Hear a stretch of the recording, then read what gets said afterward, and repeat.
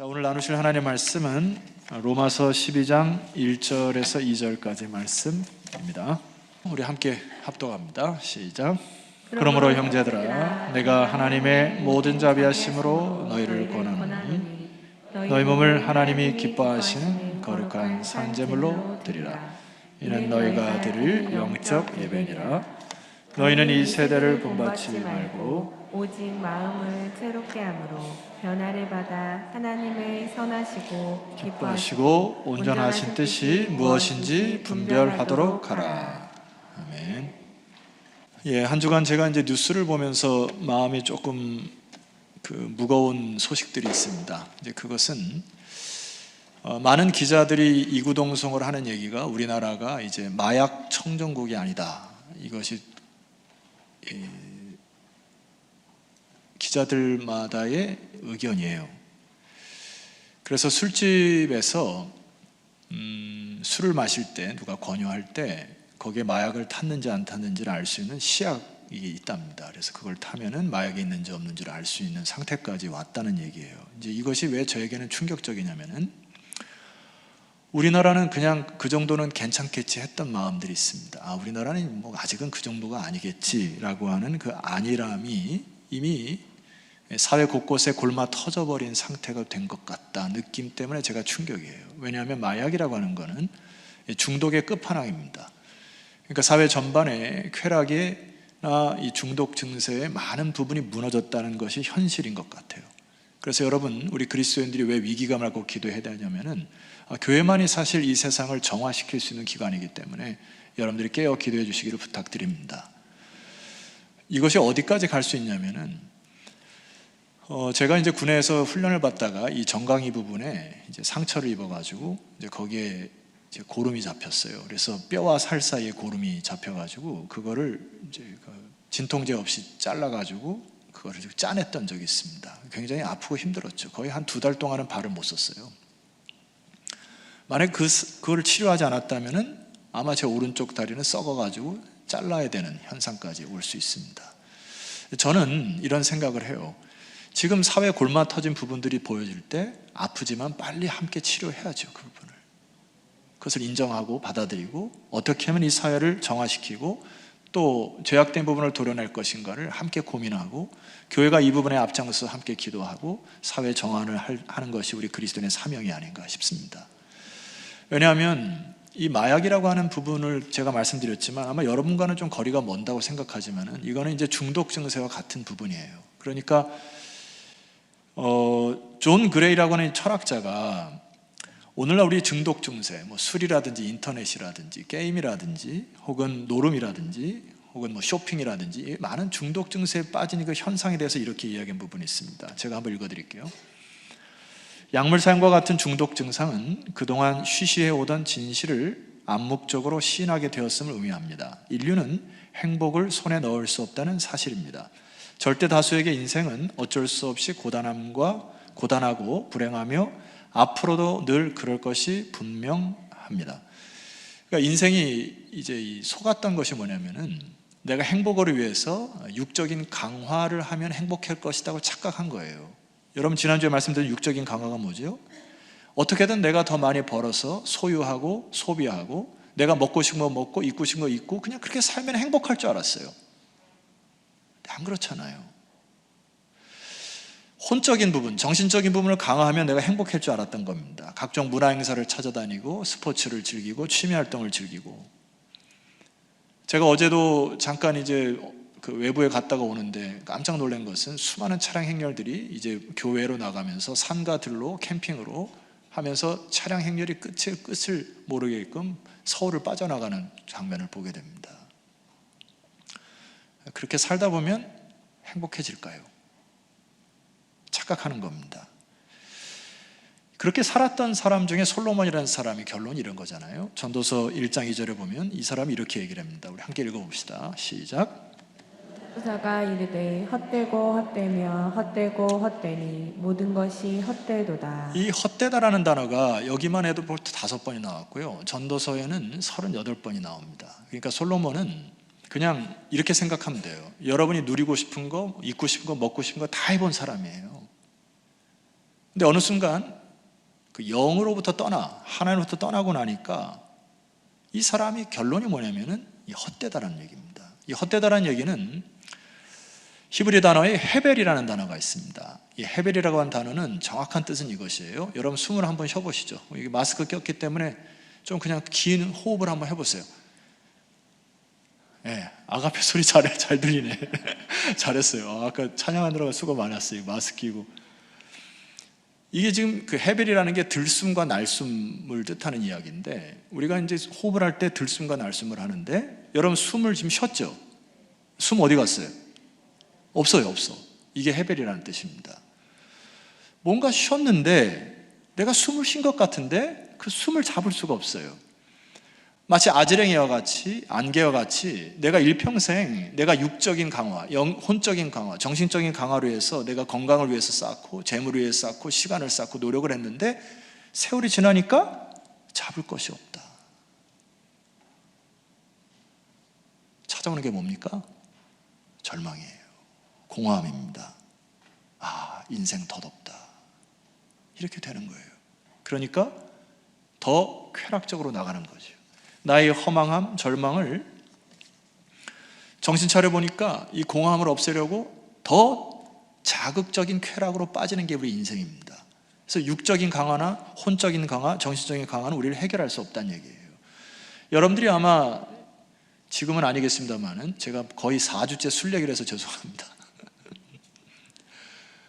제가 이 술 얘기를 하는 이유가 아마 술에 취한 분들이 계시리라 생각되기 때문에 하는 것 같아요. 예전에 술이 중독이 되셨던 분들이 아마 그것에 헤어져 나왔을지라도 또 다른 중독에 걸릴 가능성이 높습니다. 그 허망함을 채우기 위하여 게임이나 혹은 운동이나 혹은 또 다른 취미 활동으로 그냥 막 이 부분을 빠져나오면 또 다른 것에 걸리는 이 중독의 고리에 빠질 확률이 높다는 얘기예요. 제럴드 메이라고 하는 심리학자가 중독을 이렇게 정의를 합니다. 화면을 보시죠. 우리로 하여금 원래 하나님이 우리에게 심어 놓으신 선하고 자유로운 열정을, 처음에는 하나님께서 우리 주신 그 심성에 선하고 자유로운 열정을 주셨는데 이것을 잘못 사용하게 하고, 그리고 우리 영혼이 원하지 않은 일을 하게 하는 독립적이고 아주 이상한 자기 방어의 힘, 이게 중독이라는 이야기입니다. 원래는 우리가 열망 가운데 선하고 아름다운 것을 추구하는데 사단이 이것을 뒤틀어 버려가지고 그 질서를 깨버려서 하나님을 반역하게 하고 아름다움을 파괴하고, 결과적으로 중독의 증상은 독립적이고 아주 이상한 자기 방어의 힘만 남는다. 이게 무슨 말이에요? 자중심적인 것으로 끝난다 이겁니다. 거기에 빠지면 다른 사람이 보이지 않아요. 자기의 쾌락에 그냥 몰입하면서 인생을 살아갑니다. 그러면서 이것이 다인 것처럼 그렇게 살아가는데 피폐한 인생이 되잖아요. 다른 사람은 피폐해져요. 이게 오늘날 우리 사회 현상의 전반적인 이 마약이 판을 치는 이 세상 속에서 수많은 중독 증세의 현상이 사회 곳곳에 있다. 저는 그렇게 판단을 합니다. 그러므로 사랑하는 반석의 성도 여러분, 여러분이 깨어 기도하시기를 주 여러분으로 축원합니다. 그래서 우리는 질서를 회복해야죠. 하나님의 선하고 아름다운 질서를 회복하는 것이죠. 그래서 사도 바울이 오늘 고린도서 12장 1절과 2절에서 드는 말씀이 1절과 11장까지는 도대체 믿음이란 뭐냐 얘기를 한 거고요. 자, 그러면 어떻게 인생을 살아가냐 할 때 오늘 12장 1절을 얘기를 하는 겁니다. 우리 1절 한번 크게 선포해 보죠. 몇 분이 안 하면 저 설교 안 합니다.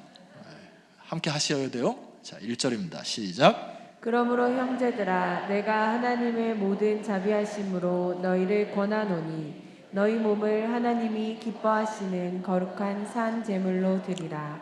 이는 너희가 드릴 영적 예배니라. 아멘. 이 화면에 이걸 떼어놔 주시고요. 여러분 한 주간 동안 이것을 곱씹고 또 곱씹으십시오. 여기 보면 이 권한다라고 하는 단어는 파라칼라오라는 단어인데, 이거는 사도 바울이 호소한다, 간곡히 너희들에게 말한다, 반석교회의 성도들에게 말하는 겁니다. 그러면서 뭐라고 얘기합니까? 너희 몸을 하나님이 기뻐하시는, 여기 몸이라고 하는 단어는 헬라어에 두 가지 단어가 있어요. 여러분 총 정리합니다. 그리고 잊어버리시면 안 돼요. 저를 따라합시다. 사르크스, 사르크스라고 하는 단어는 그냥 육체, 몸뚱아리 이런 뜻입니다. 영어로 표현하면 flesh라는 단어를 써요. body. 근데 여기 쓰는 단어는, 몸이라고 하는 단어는 저를 따라하세요. 잊어버리면 안 됩니다. 오늘 저 인사할 때 확인할 거예요. 저를 따라합시다. 소마라고 하는 단어는 단순히 body라는 의미가 아닙니다. 지난주에 말씀드렸던 육과 정신과 영을 통칭해서 쓰는 말이에요. 그러니까 사도 바울이 뭐라고 합니까? 너희 몸을 하나님이 기뻐하시는, 너희 전 인생을, 너희의 생각이나 너희의 육신이나 너의 영적인 모든 것을 총집합하여 거룩한 산제물로 드리는 것이 하나님 앞에 합당한 예배니라. 질서라는 얘기입니다. 이게 그러니까 하나님을 떠나니까 중독 증세에 빠지게 되는 거죠. 하나님께서 주시는 선하고 아름다움을 잃어버리니까 자꾸 세상에 저속한 쾌락에 빠지게 되는 거지 않습니까? 그래서 사도 바울이 질서가 첫 단추가 뭐냐면 영적 예배를 회복해라. 그래서 여러분, 넘어질 수 있죠. 실수할 수 있죠. 그렇지만 이 자리를 지키는 것을 목숨을 걸고 지키시기를 소망합니다. 그래서 우리가 선조 때부터 거룩한 주일 예배를 목숨처럼 지켰던 이유가 여기 있는 거예요. 하나님을 경외하고 하나님의 말씀이 선포되어지고 나의 영에 공급할 수 있는 예배가 무너지면 다 무너지는 거죠. 그러니까 여러분, 실수하고 넘어졌더라도 이 자리를 지키는 여러분 되시기를 소망합니다. 이것이 우리 신앙의 유산이 되셔야 되죠. 어떤 어려움이 있어도 내가 하나님 앞에 예배는 사수한다. 이 첫 질서가 회복되고 믿음의 유산을 될 때 자녀들이 살아날 것이라 저는 확신해요. 왜냐하면 2절에 그 이유가 있습니다. 자, 우리 2절을 우리 또 크게 선포할 텐데 2절을 선포합시다. 시작. 너희는 이 세대를 본받지 말고 오직 마음을 새롭게 함으로 변화를 받아 하나님의 선하시고 기뻐하시고 온전하신 뜻이 무엇인지 분별하도록 하라.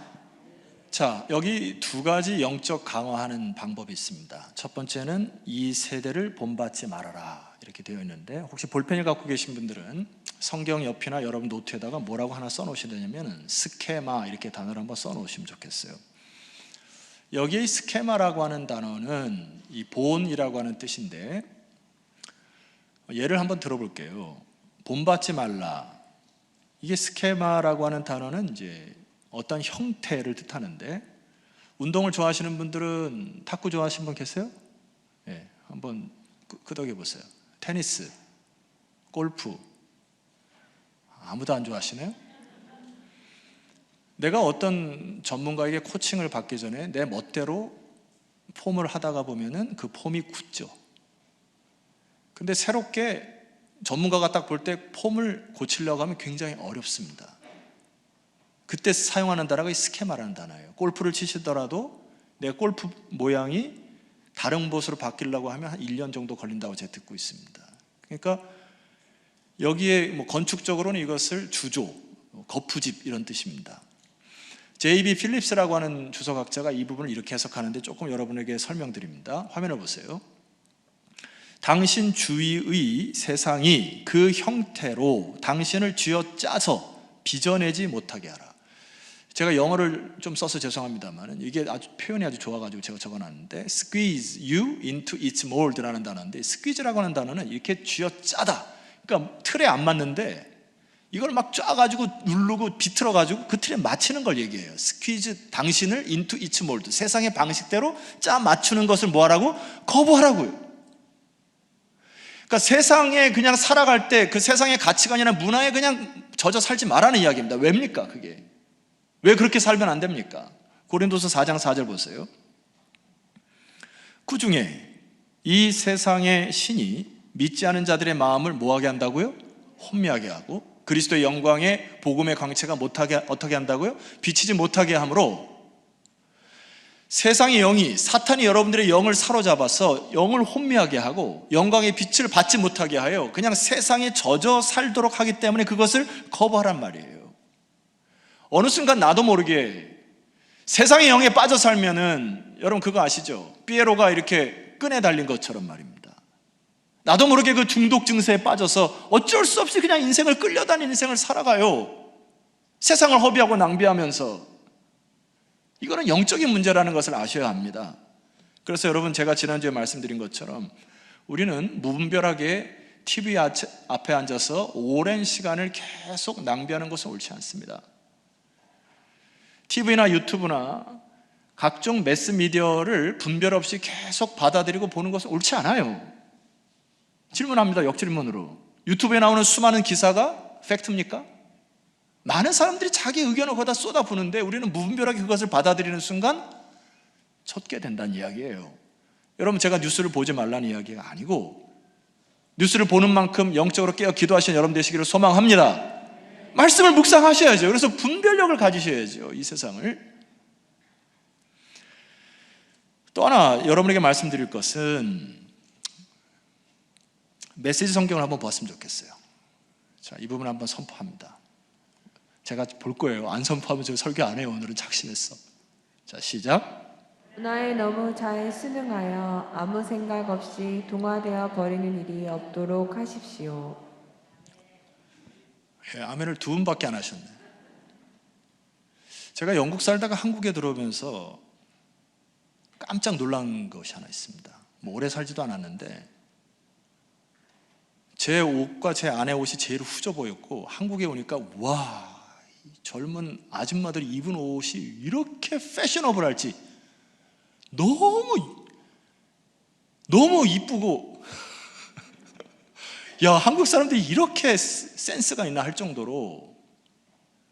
근데 한 달 지나다 보니까 이건 그 드라마에서 어떤 여자가 입었던 옷이고, 저거는 누가 들었던 핸드백이고, 저건 누가 꼈던 반지고, 저건 누가 입었던 옷이고, 저건 누가 입었던 구두고, 그냥 거의 일률적인 여러분, 유행에 민감할 이유가 어디 있습니까?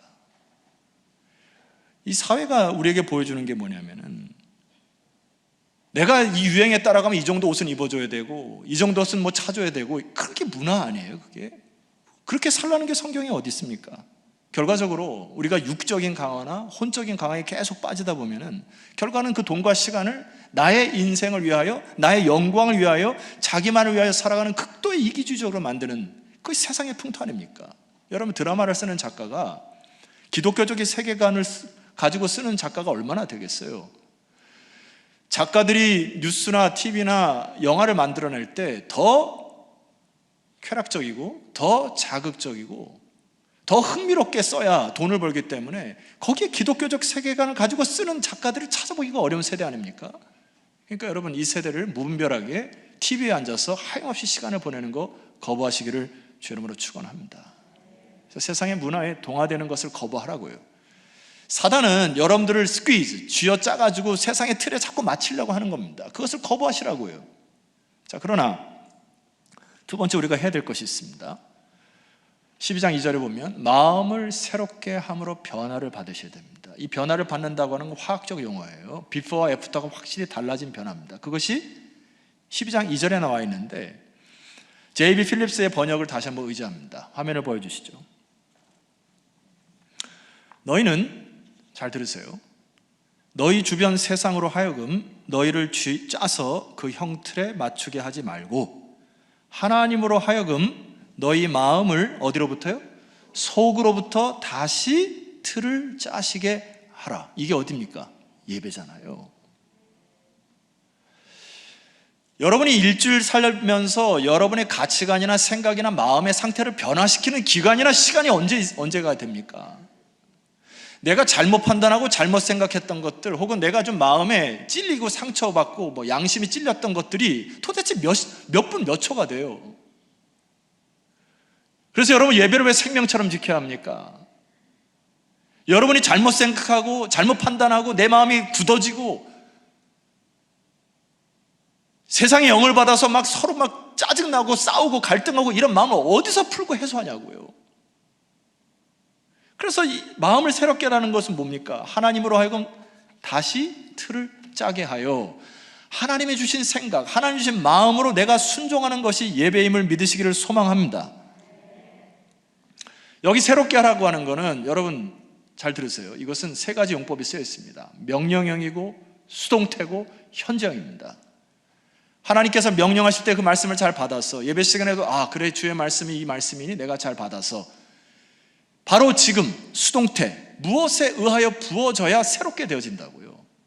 그래서 여러분 고린도후서 4장 16절 화면을 보시게 되면은 크게 선포합니다. 시작. 그러므로 우리가 낙심하지 아니하노니 우리의 겉사람은 낡아지나 우리의 속사람은 날로 새로워지도다. 이게 진리인데요. 겉사람 우리가 계속 후패하고 낡아지는데 속사람이 왜 어떻게 새로워집니까? 나의 의지로 새로워질 수 없다는 거예요. 성경은 수동태라고요. 무엇에 의하여 새로워진다.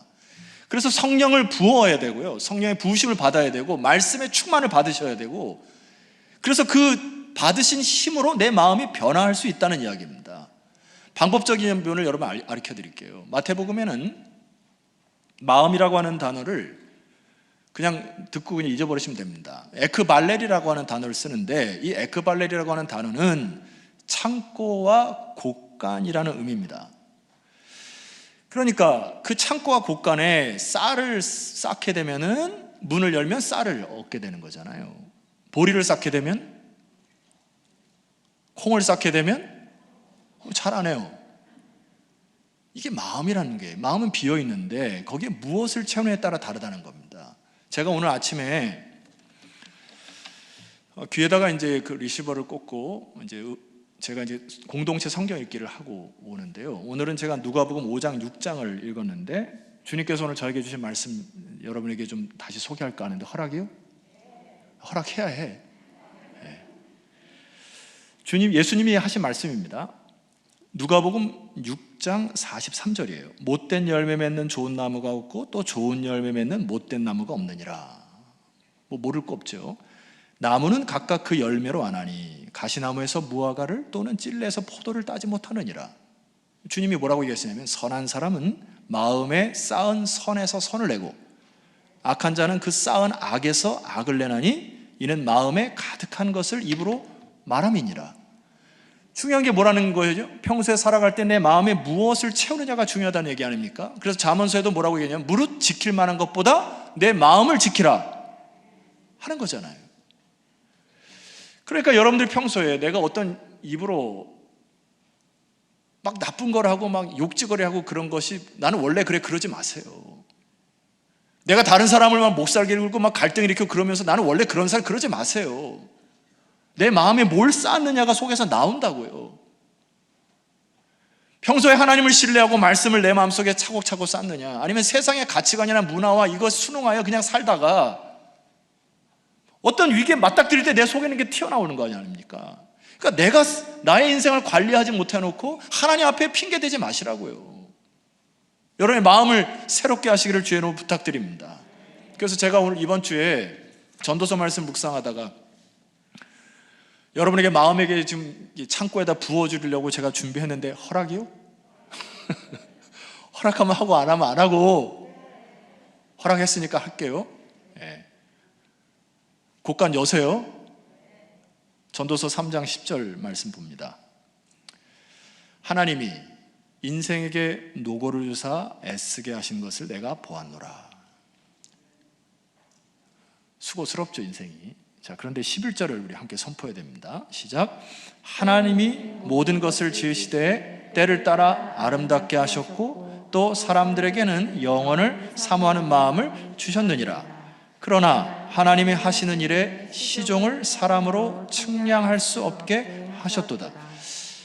하나님이 때를 따라 아름답게 하셨다는 것도 알겠고 우리에게 영원을 사모하는 마음을 주신 것도 알겠는데, 이 마지막 말씀이 무슨 말이에요? 그러나 하나님이 하시는 일의 시종을 사람으로 측량할 수 없게 하셨다. 이게 무슨 말이에요?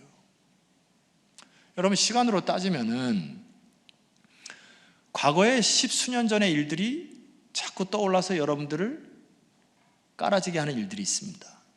근데 질문할게요. 그 과거 일을 해결할 수 있습니까? 없어요. 자, 앞으로 미래는 우리가 가늠할 수는 있지만은 확정된 일을 예측할 수는 없잖아요. 그러니까 인생이 뭐에 대해서 피곤하냐면은 자기의 생각의 범위를 너무 크게 잡은 거예요. 과거로부터 저 미래까지 그냥 자기 멋대로 생각의 지평을 넓혀가지고, 야, 이건 이렇게 하면 어떡하지? 저건 저렇게 하면 어떡하지? 막 혼자 머리가 막 복잡해요. 그러다 보니까 고독감과 절망이 찾아오기 시작합니다. 과거에 그랬으면 안 되는데, 미래는 어떻게 될까, 내가 이것 때문에 어떻게 할까, 노심초사해요. 여러분, 이것은 저를 한번 따라 하십시오. 생각하는 삶의 범위를 줄이십시오. 하나님이 사람으로 하여금 미래를 측량할 수 있는 지혜를 주시지 않았다는 얘기예요. 이것은 은혜입니다. 그러니까 여러분들이 멋대로 생각하는 범위를 확장하는 것을 줄이시라고요. 마음에 담으십시오. 하나님이 때를 따라 아름답게 하실 것입니다. 생각의 범위를 좁히셔야 돼요. 과거에 묶이시면 안 됩니다. 미래의 불안함을 떨쳐버리세요. 자, 두 번째입니다. 잘 따라오시네요. 전도서 5장 18절 제가 읽습니다. 사람이 하나님께서 그에게 주신 바 그 일평생에 먹고 마시고 해 아래서 수고하는 모든 수고 중에 낙을 누리는 것이 선하고 아름다움을 내가 보았나니 이것이 그의 몫이니라, 분복이니라. 자, 하나님은 여러분이 기쁘게 사는 것을 좋아하실까요? 슬프게 사는 걸 좋아하실까요? 맞아요. 낙을 누리는 것을 하나님 기뻐하십니다. 근심 걱정 맡겨드리고 오늘 집에 가셔서 맛있는 거 잘 끓여 드세요. 송송송송 썰어가지고 가족들 잘 헤매기시고 즐기세요. 오늘 주 안에서 마음껏 즐기세요. 그걸 좋아하십니다, 하나님은. 자, 그런데 19절을 우리 한번 선포합니다. 같이 읽겠습니다. 시작. 또한 어떤 사람에게든지 하나님이 재물과 부요를 그에게 주사 능히 누리게 하시며 제 몫을 받아 수고함으로 즐거워하게 하신 것은 하나님의 선물이라. 여기에 두 번째로 우리가 살펴봐야 될 것은, 이제 전도서가 후반부에 갈수록 계속 쓰는 단어가 뭐가 있냐면 수고함으로 즐거워해라, 이런 표현이 있어요. 그러니까 우리는 논팽이처럼 인생을 살아가는 자들이 아니란 얘기예요. 중독에 빠져서 허덕이면서 사는 인생이 아니고 노동을 통해서 수고함으로 땀을 흘리고 기뻐함으로 오는 즐거움을 얻어라, 이거예요. 이 우리들에게 주시는 하나님의 메시지고요. 마지막은 너의 몫을 잘 봐라. 그것은 하나님의 선물이다, 이런 거잖아요. 우리 그리스도인들은 없는 것에 주목하는 자들이 아닙니다. 하나님께서 허락하신 것, 하나님께서 줄로 재어진 구역, 그것에 감사하며 사는 자들이죠. 그래서 제가 이번 한 주간 동안도 저 개인의 인생을 쭉 돌아보니까 제 복을 세봤어요. 너무 감사한 거예요. 여러분, 이게 마음에다 말이에요. 내가 없는 거, 부족한 거, 짜증나는 거 계속 생각해 보세요. 그냥 마음이 터지거든요. 그게 아니죠. 받은 복을 세워보시는 여러분 되기를 소망합니다. 숙제입니다. 오늘 집에 가셔서 부부끼리, 가족끼리 앉아가지고 하나님께 주신 은혜와 복이 무엇인지를 한번 세워보는 거예요.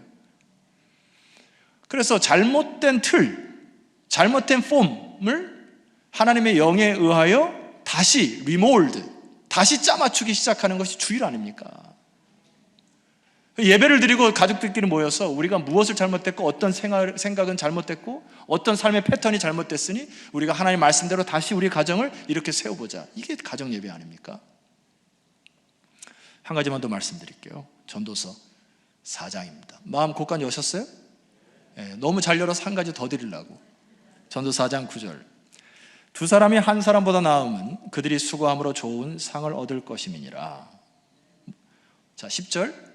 혹시 그들이 넘어지면 하나가 그 동물을 붙들어 일으키려니와 홀로 있어 넘어지고 붙들어 일으킬 자가 없는 자에게는 화가 있으리라. 11절.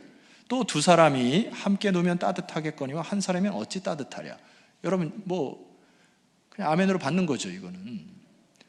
근데 12절 말씀 보면 이 부분 한번 읽어보겠습니다. 여러분이 시작. 한 사람이면 패하겠거니와 두 사람이면 맞설 수 있나니 세 겹줄은 쉽게 끊어지지 아니하느니라.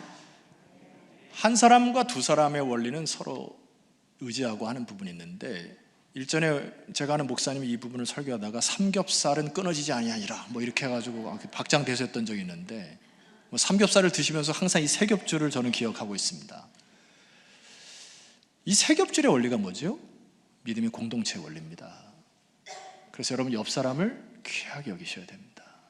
물론 여러분의 인생 가운데 내가 당하는 어려움과 고통을 저 사람이 다 헤아릴 수는 없죠. 그러나 주님의 이 지혜가 뭐죠? 믿음의 예수 그리스도를 머리로 하시고 우리는 모시고 우리는 삼겹줄로 서로가 서로를 위하여 중보하고 기도하고 손잡아주고 할 때 이게 힘을 받는 거예요. 이게 믿음의 공동체이기 때문에 마지막 이것을 따라 우리 찬송하면 좋겠습니다. 힘들고 어려운 일이 찾아올 때 심리학적 법칙에도 이 법칙이 있어요. 저를 따라하세요. 절대 혼자나 가족끼리 굴 속에 들어가지 마라. 내가 어려움이 있다고 혼자 동굴에 들어가셔는 안 됩니다. 가족끼리도 마찬가지예요. 가족끼리도 문 닫고 우리끼리 살자 하셔서는 안 됩니다. 성경의 원리는 공동체의 원리예요. 세겹줄의 원리입니다. 부족하지만 옆 사람이 위로의 말과 따뜻한 손으로 일으켜줄 때 같이 일어설 수 있는 거예요. 여러분 이 원리를 회복하시고요. 서로 중보기도 나누시고 함께 위로하시고 격려하셔서 세상을 본받지 아니하고 마음을 매주 변화하여 여러분 참 기쁘고 즐겁게 살아가는 저 여러분 되시기를 소망합니다. 예. 자, 가슴에 손을 얹고 함께 기도합시다. 하나님, 제 마음을 새롭게 하여 주옵소서. 새롭게 틀을 짜 주시옵소서.